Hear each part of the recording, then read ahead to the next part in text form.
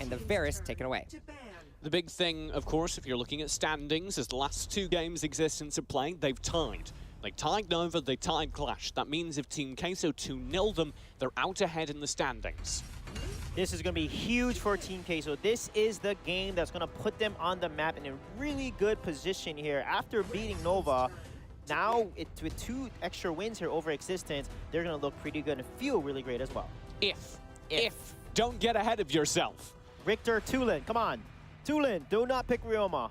The Sephira did go again over to Team Queso, which has got to be a little bit of a mark against them in my mind, because Memorized was so good on it. But do you really give up no. the Elsu and ban the Sephira? Yeah, Elsu, just Ruiz and Lilo are so good in this Elsu. Yeah. I mean, they just dominate the way they play. And they play Elsu like an aggressive ADC. They don't really use the snipe. They play him very aggressive. Deja Vu kicking in yet again, gentlemen, as all of our bans as well as our first 3 picks immediately are the same. And Team Queso, you know, if it ain't broke, don't fix it. Tulin seems to be the hover here, and a potential Omen could come out as well for the final 2 picks of the first phase for Team Queso. I think the Omen is the most likely to change because he was losing lane up top. But I don't think you need... Nope, you don't need to change anything. If it ain't broke, don't fix it. It's a different Omen skin this time, though. Oh, okay. Well, it's that's the Omen skin that Hey, man, look, Memorized my is running. performance is dependent on the skin sometimes, okay? Oh, all I got. Roxy, the same I've never trap. seen you perform well, so I don't believe that. Okay, listen. I've watched your Omen. So I think for this time, they need to pick a mage. They need that mage, but there's not any mages that can compete against a 2 and Sephora. No, you know, that's going to be great. So they need the rotation. They need Richter to win silently and rotate down to help pressure against Team Queso's mid, and then basically win Dragon map control. All right, here's the big change, though. Do they continue to ban the Zenial, or do they take something else off of the board? Clearly, we need to see a change. What is it, Sweet J? What do they change it to for a ban? Don't ban Zenial. I would say ban away, Morin or more ADCs that you saw Team Queso play so well last game. So here's my problem with this top 3 for Existence, though. They already have Richter, presumably played in the top lane, because that's the reasonable place to play him. Ryoma, either top lane or jungle. Maybe you can put him down in Dragon. And then Roxy needs to kind of be played up in the top lane. So they've already, in a normal world, got jungle and 2 side lanes. If they stick with that and draft normally this time round, I feel all of those lanes lose except Roxy into Omen.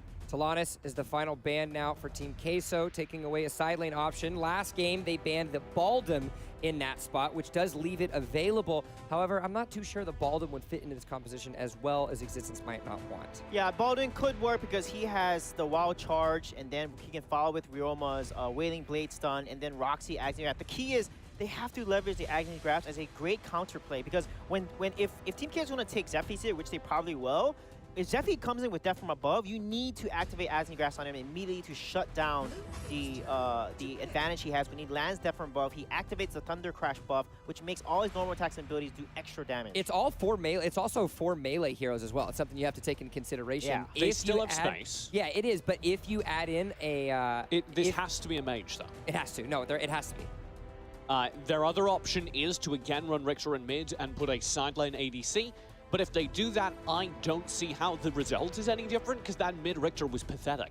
Yeah, maybe go with Alistar. Honestly, Alistar would be great. Ooh. There's a lot of CC and shutdown here, and Alistar would be perfect to easily lock down the Cricknack when he goes in, or even the Zephyrs, and also try to catch out the 2-laner Joker. You know what's a great response to an Alistar, though? The Joker, because that ranged poke shuts down the potential more static mage who might have a good response to the dive. Cricknack, though, seems to be the hover as well. So Joker going to the hands of Lilu. Cricknack is going to get into the jungle with Ibuchichi. Now a mage as the final decision. Hopefully. Alistar could be the option. Mage, please, for the love of God. You could run with a Kali as well. Oh. No, not the Malik.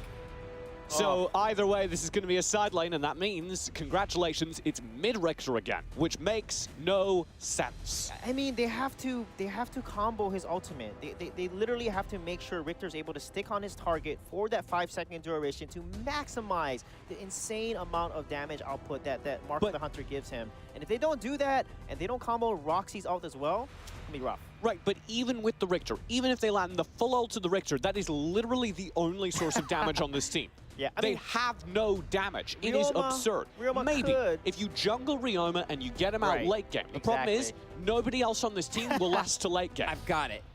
You build magic damage Roxy. So then inside her, she did 30%, 7% damage. You know what? We're going full TJ right now. They should hire you as a coach because they can't do any worse than this. That is 100% your job credit right now. I mean, again, they had the early game. They still have the early game. Ibeneth, Richter, Ryoma, Baldwin, and Roxy. That's 5 very strong early game. Cricknack's weak early game. Joker's weak early game. Omen's weak early game.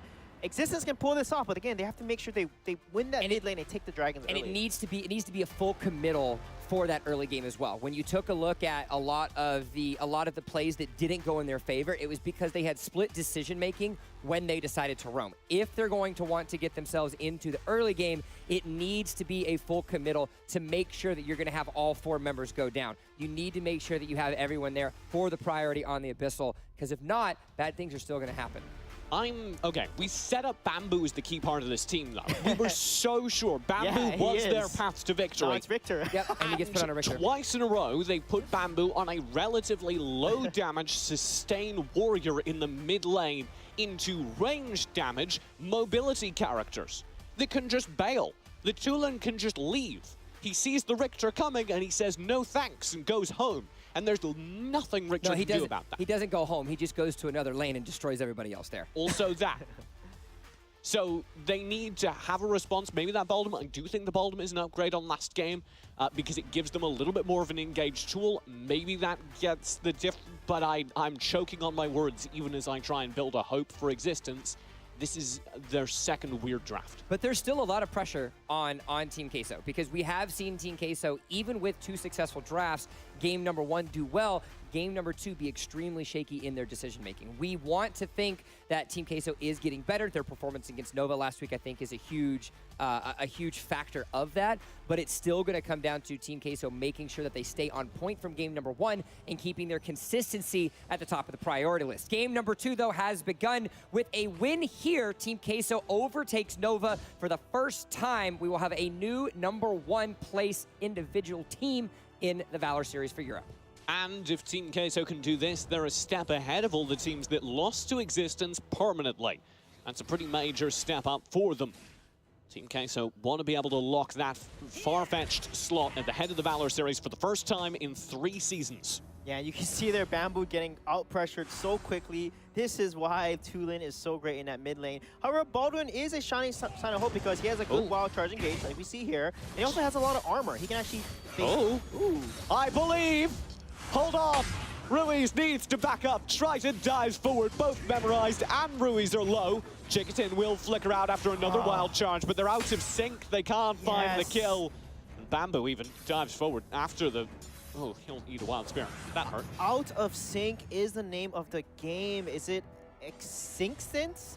Because that is what lost in the game. That's a stretch. Jeff, I appreciate you're trying to pander to me with bad puns, but that was a stretch. I tried, but that is why they lost the last game, though. They weren't combo, especially Roy's, Agni Grass. They have to work together more as a team. I think this team has so much potential, but if they combo and they time things better, then they have a much better chance against Team Queso here. But you can see they're already making some of these mistakes in the very early parts of the game. Memorized in mid. May finally go down. x6tence again on the Poldum is a step up, but they can't do enough. And as soon as the Thunderbird comes online for Ruiz, they're going to be able to finish off those kills. Yeah, make sure you body block that Thunderbird as well if it's going after one of your low HP carries there. I do like Baldwin against the Joker, though. He has that extra armor with his passive hulking, so he can kind of absorb some of those shots from the Joker there. And the next thing regarding Joker is they need to shut him down. They can't let him scale. They can't let Lilu scale like they did last game. x6tence just... Oh, Lilu! He steals the Abyssal! Now Clemares is caught out! Ruiz will get the kill! And x6tence just need to run. Triton doesn't, they heal up, but there's no tides of life. They'll get the kill. Thunderbird through. Bamboo barely escapes. What a beautiful play of Bamboo there, using his abilities to basically negate the Thunderbird, but what a steal from Lilu. Oh my goodness, that Joker play was amazing. And Bamboo, sure he might have survived the engage, but he's so low on HP. He just needs to fall all the way back behind tower. And you can see there already 1K down, 2 deaths down as well, and now Abyssal Dragon. This is not looking good for an early game composition. And you can see here, Lilu's going to start to take this game away. He's going to start to farm up and then carry the mid to late game if they do not try to shut him down. They do have 2 beefy boys. It's not just the Malik. They now have Ubeneth and the Baldum. That's going to let them get solid engages even into the late game. They'll tank up a lot of damage. Team Queso have so much mobility, though. I think they'll be able to get past it. Yeah, they may be able to get past it indeed, but how are they going to get on to Lilu with Joker being so slippery? Pick a card, any card, makes him immune to physical damage as well. And they don't have a lot of magic damage on their side, so honestly, Joker was a very smart pick. Are you saying that they maybe should have drafted a mage instead of a Richter mid? I don't know, maybe, because Roxy, if she doesn't let Annie grasp on Joker, I don't see any way they're going to kill Lilu. He's just going to do so much damage from behind. It's far-fetched, but I think I can buy into this new tactics. Just look at the levels. Look at how underfarmed Bamboo is. Yeah, and that's not a good look for Richter, because Richter is the type of hero that you want to get ahead, right? You want to then use his fast movement abilities across the map to pressure, objective, take objectives, get kills, and wow, the rotation of Team Queso there, catching out Blue Triton. There's nothing much he can do. He was trying to linger around that Abyssal, keep an eye on it. Team Queso simply grab him. Now they'll grab a Sage buff as well and start to drift up to secure that Abyssal. There's nothing Existence can do. Yeah, this is tough, and again, Team Queso does this so well. When they have control of the early game, they get the first dragon, they normally then take the next 3 to 4 dragons, and they do it like clockwork. As soon as it spawns, they get a pick, and they rotate to get dragon, and this is something that they do so well as a team. Well, Jeff, the clock has struck 5 minutes. That means that it's the end of the early game, which means that Team Queso should be able to take these fights, although the Tides of Life are forced memorized. Gets dropped down below half HP. Unfortunately, he's just able to disengage in Existence. Unable to pick up a kill on yet another team fight. And look at this, the mid lane, Ruiz. Oh, the Thunderbird! That was so good! Ruiz, you might have overextended, though. He doesn't have any mobility left, and he will go down. He definitely did, but where was the body block? You body blocked that Thunderbird, and you could have saved his life and then take that kill because Ruiz was playing a little over-aggressive there. And look at the pressure, though, that Team Queso continues to put onto the map. Every time, they have complete control of the mid lane. I believe Ruiz used a cheeky flicker at the last second of that. I think that's how we managed to get it through, but either way, I agree, Existence could have saved him. Now, they're in yet more trouble, having to play back across the map. The top lane is being pushed into at this very moment. Lilu's just completed his Clav Sancti, meaning he's doing massive damage now in the bottom lane. The early game's over. Yeah, and the key here is you can see Team Queso, every ult has made a difference in the team fights, right? Tulin, Omen, etc. But you see on Existence side, the ults aren't doing as much. Poor boys. There is nothing he could do. Down bottom, Bamboo. Oh, that was good timing on the retaliate. Iframing the Tides of Life.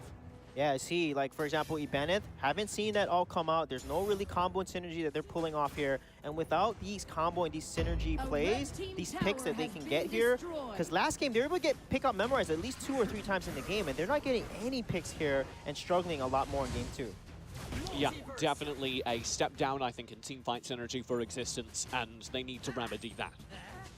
That's going to be huge for them to hopefully make a comeback here, because Existence is a team that can change the tide for a specific team. And there's an ultimate being put up, but none of his teammates are with him. And look at that. He's all alone. Clemers has to Redwood rush back, and Chicken's recalling right at the edge of the tower, too. That's absurd. Existence should have known better. And Team Queso knows 2 members are low, so guess what? I'm going to put extra pressure on this side of the map, and the dragon also happens to respawning as well. So this is not a good look for Existence here, because that's the 3rd Abyssal Dragon going over to Team Queso, and look at the golden level difference as well. If Chicketon is recalling underneath tower, why are you committing? Exactly. That's a good question, actually. And what you're going to do, you're not going to get a kill. You're just to basically get yourself low. Nature's and then realm. They see that your buddy's low too. He's trying to recall, and that just opens up the whole map for them. Genuinely confused. Clemers does synergize a nice ultimate combo while Prism does grab Memorize. Chicketon will get the kill. That's the pickup we were asking for, a little bit better in sync, and that's kind of what we needed them to do for a while. Yeah, that's exactly what they need to do. If you land a wild stomp, you then activate Nature's Rock for Bennett, but look at Ibuchi. They're chasing Blue Triton. They'll dive in. Drone drop. Triton. Oh, the Wailing Blade. He's got the stun up. He'll get to safety. Nicely done. Roids, though, is in yet more trouble as Lilu's now arrived. Yes, his draft does land. Yavex is pulled back. Wild Charge cycles him through. Ruiz wants the kill, though. Existence can't fidge any of those kills. So many missed opportunities, TJ. Blue Triton was communicating with Roids there, with the Agni. He could have got a kill with the Agni Gospel, but they didn't communicate, didn't get the kill. And look at that, they lose 2 towers from that play. That could have basically saved those 2 towers if they got that kill. They could have got multiple kills. Oh yeah. There were like 3 low Team Queso members, and Existence didn't sync up for any of it. That was legitimately one of the sloppiest team fights I've seen in the EU. Yeah, it must be a team communication thing because they are just off sync, and it's costing them a lot because, again, Existence, a lot of amazing players on this team, but they just have to play together here and combo these abilities. Because when they do, they get these kills, as we saw with the Wild Stomp that Chicken was able to set up earlier in the mid lane against Memorized. Existence do group up here in mid. Memorized will again lean out and poke in. He's basing a lot of abilities towards him, almost like a Marja, because they have the Tides of Life functioning similar to a Ghost Walk. Mars will contest here in Nature's Realm. It doesn't matter. Ruiz will burn through it with the Thunderbird. Bamboo and the rest of Existence want to get in on the action as well. They'll linger nearby. Thunderbird is body blocked with the drone drop. Ibuchichi's got the kill. There's the Horde Rush. And 3-4 kills over to Existence. That's rough. That communication, that gank. Ibuchichi knew his teammates were like, hey, we're pushing down mid. They're low. There's 3 of them together. And the way that Ibuchichi was able to save that drone drop for the right moment, hit all 3 of them, do massive amounts of burst, 4 kills down. That was very unfortunate. And Clemmer's there, getting caught out with this Ibeneth. You know, that's something that's super risky that they can't risk at this point. Every single mistake is literally costing them so many objectives. That's a really rough performance on multiple fronts now for Existence. They'll recommit down to this bottom lane, threaten Lilu back a bit, scare Team Queso. That's all they're doing. Yeah, I do like the Bird's Agni build onto Sephora here. That means she is actually a damage dealer. You know, she does summon burst with her abilities, but Bird's Agni allows her to hit her opponent with percentage health damage, which actually very smart builds, make her a little tanky as well. Ruiz will get pulled out in mid. There's Yavex, eaten up by Goodwill Prison, but he does land the Death Embrace. Chickton, you're going nowhere. Memorize takes the front lines. He'll manage to slaughter Roids, and they've got Blue Triton chained up close as well. Ibuchichi picks up that kill, and Team Queso are approaching the base. Clemers has just got to fall back. I'm scratching my head there, because that was 5 in the middle, 3, and Existence behind. It was a 3 to a 5. Yeah, there's no way back into this one. Clemers will stall up the buy time. The core itself is low. Yavex is just wailing away, and Team Queso take game 2, a clean 2-0. Yeah, Team Queso hungry, looking like the team that's on the up and up. Their momentum after coming off such a great win against Nova, showing why they are a potential top 3 or even top 2 team with their